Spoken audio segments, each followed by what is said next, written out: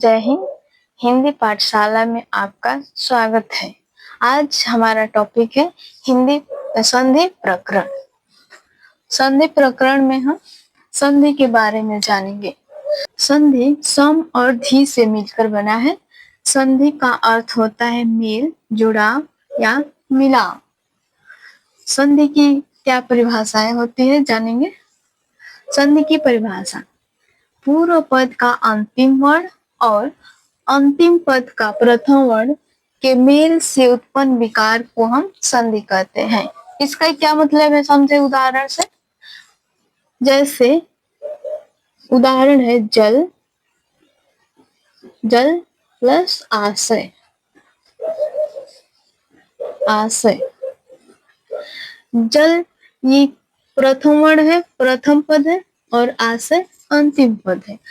जल का अंतिम वर्ण अ है और आशय का प्रथम पद आ है। जब हम दोनों को मिलाते हैं तो आ बनता है, अर्थात प्रथम पद का अंतिम वर्ण अ और द्वितीय पद का प्रथम वर्ण आ के मिलने से जो विकार उत्पन्न होता है उसे हम संधि कहते हैं। संधि के 3 प्रकार होते हैं, मुख्यतः 3 प्रकार होते हैं: स्वर संधि, व्यंजन संधि और विसर्ग संधि। स्वर संधि के बारे में हम सबसे पहले समझेंगे। स्वर संधि क्या होती है, इसकी परिभाषा क्या है। स्वरों के साथ मेल होने पर जो विकार उत्पन्न होता है उसे हम स्वर संधि कहते हैं। अर्थात प्रथम पद का अंतिम वर्ण और अंतिम पद का प्रथम वर्ण यदि स्वर हो तो स्वरों में जो विकार उत्पन्न होता है उसे हम स्वर संधि कहते हैं। जैसे उदाहरण है हिम प्लस आलय। हिम प्रथम पद है और अंतिम पद आलय है। हिम के लास्ट में है और आलय के प्रथम वर्ण है आ। जब हम दोनों को मिलाते हैं तो बनता है आ। तो हमने देखा कि हिम प्लस आलय यानी बनता है हिमालय।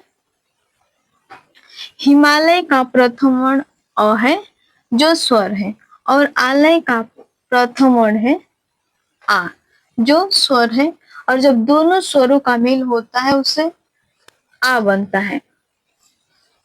यानी अब ये बनेगा हिम प्लस आलय मिलकर हिमालय, हिमालय, हिमालय। तो आज हमने समझा कि संधि क्या है, संधि की परिभाषा, संधि के प्रकार और स्वर संधि की परिभाषा। स्वर संधि के 5 प्रकार होता है। पहला है दीर्घ संधि, गुण संधि, वृद्धि संधि, यण संधि और अयादि संधि। और दीर्घ संधि के बारे में हम डिटेल से पढ़ने से पहले हम एक आपको ट्रिक बता दें इन संधियों को पहचानने के लिए कि इनके क्या पहचान है। दीर्घ संधि का मतलब होता है, दीर्घ का मतलब होता है बड़ा, यानी जिस शब्द के बीच में यदि आ, ई, उ और री आएगा तो हमें समझना होगा कि वहां क्या है, दीर्घ संधि। उसी प्रकार गुण संधि में ए, ओ, अर यदि शब्द के बीच में आए तो हम उसे गुण संधि कहेंगे। उसी प्रकार दीर्घ संधि है, यदि किसी शब्द के बीच में ए, औ आए तो हम उसे वृद्धि संधि समझेंगे। और उसी प्रकार यण संधि है, यदि शब्द के बीच में य, व, र, ल आए तो हम उसे यण संधि समझेंगे। और उसी प्रकार यदि शब्द के बीच में अय, आय, औ, आओ आए तो हम अयादि संधि समझेंगे। तो हम दीर्घ संधि के बारे में डिटेल से समझेंगे जिससे आपको अच्छी तरह से समझ में आएगा। तो दीर्घ संधि का पहला नियम है, यदि अ और अ मिले तो आ बनेगा, और यदि अ के साथ आ मिलेगा तो भी आ बनेगा, और यदि आ और आ मिलेगा तभी आ बनेगा, और अ के साथ यदि अ आएगा तभी आ बनेगा। यानी हर कंडीशन में हम देख रहे हैं कि अ के साथ अ आए या आ आए या अ आए, हर कंडीशन में आ बनेगा। जिससे हम इसे उदाहरण से समझेंगे। जैसे यहाँ पे उदाहरण मत और अधिकार। मत अधिकार है, हम नियम से कैसे समझेंगे, यहाँ देखिए। मत, यदि हम मत से यदि हम अ निकालेंगे तो त हलंत हो जाएगा, और यहाँ क्या बचा अ। और यदि हम अधिकार में अ को अलग करेंगे तो क्या बचा इधर धिकार। तो हम यदि अ और इस अ को और इस अ को मिलाएंगे तो क्या बनेगा आ। और इस अब हम दोनों को मिलाकर बनाएंगे तो क्या बनेगा, जैसे यहाँ देखिए मत हलंत है और बीच में आ बना है तो आ, और यहाँ पे क्या है धिकार। और जब हम तीनों को एक साथ लाएंगे तो क्या बनेगा, ये जो एक अ है इसमें मिलेगा तो त पूरा हो जाएगा, और आ की मात्रा है तो आ की मात्रा, और धी का र, मताधिकार। ऐसे बना है इन शब्द, ये शब्द। उसी प्रकार से अगला नियम क्या है, अ और आ। यानी पहला शब्द है हिम और दूसरा शब्द है आलय, और हिम के लास्ट में क्या बचा है अ, और आलय के लास्ट आलय के शुरुआत में यानी प्रथम वर्ण क्या है आ। जब दोनों को हम मिलाएंगे तो क्या बनेगा आ। तो हम यहाँ मिटा कर या ऐसे ही लिखते हैं, हिम प्लस आलय क्या बनेगा, हिम प्लस आलय हिमालय, हिमालय, हिमालय। उसी प्रकार से हमारा अगला है आ और आ। यहाँ पे देखिए महा प्लस आकार। महा में लास्ट में क्या आ रहा है आ, और इधर भी क्या आ रहा है आ। तो जब आ मिलेगा तभी क्या होगा आ। तो हम महाधन आ आकार मिलाकर क्या बनाएंगे महाकार। उसी प्रकार से दशा प्लस अंतर। इसमें पहले शब्द के अंत में क्या है आ, और अंतिम शब्द के पहले वर्ण क्या है अ। और जब दोनों आ और अ मिलेगा तो क्या बनेगा आ। तो हम दशा और आनंद अंतर मिलाएंगे तो दशा प्लस अंतर मिलाएंगे तो क्या बनेगा दशांतर, दशांतर। यहाँ तक हमने समझ लिया, पहला नियम समझ लिया हमने कि अ और अ। जैसे यहाँ पे अ आ रहा है और यहाँ पर भी अ, जब दोनों को मिलाया तो क्या बना आ। तो ऐसे मिलकर मत और अधिकार क्या बनेगा मताधिकार। और इसी प्रकार से हिम प्लस आलय, हिम के अंत में आ रहा है और आलय के प्रथम वर्ण क्या आ रहा है आ। जब दोनों मिलेगा तो क्या बनेगा आ। तो हिम प्लस आलय क्या होगा हिमालय। उसी प्रकार महा प्लस आकार। महा में लास्ट में क्या आ रहा है आ, और आकार में भी क्या आ रहा है पहला वर्ण आ। जब आ मिलेगा तो क्या बनेगा, यहाँ से देखिए आ और आ मिलेगा तो क्या बनेगा आ। तो महा प्लस आकार मिलाएंगे तो क्या बनेगा महाकार। इसी प्रकार दशा प्लस आनंद। दशा में क्या आ रहा है लास्ट में आ, और अंतर में क्या आ रहा है प्रथम वर्ण अ। जब आ और अ मिलाएंगे तो क्या बनेगा, यहाँ देखिए अ और अ मिलाएंगे तो क्या बनेगा आ। यहाँ तो क्या हो गया ये दशा प्लस अंतर मिलाएंगे तो दशांतर। और इसको हम अब मिटाकर इसको समझाना चाहेंगे। अब हम दूसरा नियम की तरफ आएंगे। नियम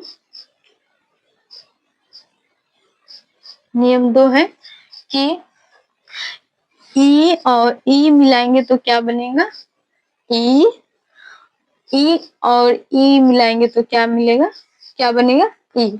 और इसी प्रकार बड़ी ई और बड़ी ई मिलाएंगे तो बड़ी ई बनेगा। और इसी प्रकार से बड़ी ई और छोटी ई मिलाएंगे तो तभी क्या बनेगा बड़ी ई। यानी हर कंडीशन में ई के साथ ई या छोटी या बड़ी मिलाएंगे तो क्या बनेगा? बड़ी। तो यहाँ हम उदाहरण से देखेंगे, गिरी और इंद्र दिया हुआ है, तो गिरी गिरी गिरी लिखा है, तो गिरी के अंत में क्या आ रहा है? छोटी आ रही है, बड़ी? देखिए, गिरी के अंत में आ रहा है छोटी, छोटी की मात्रा है, यानी हम जब इसको अलग करेंगे तो ऐसे बनेगा, गिर में कौन सी है? छोटी। और उसी प्रकार से हम इंद्र, इंद्र इसमें तो छोटी है ही, ये इंद्र तो छोटी है ही।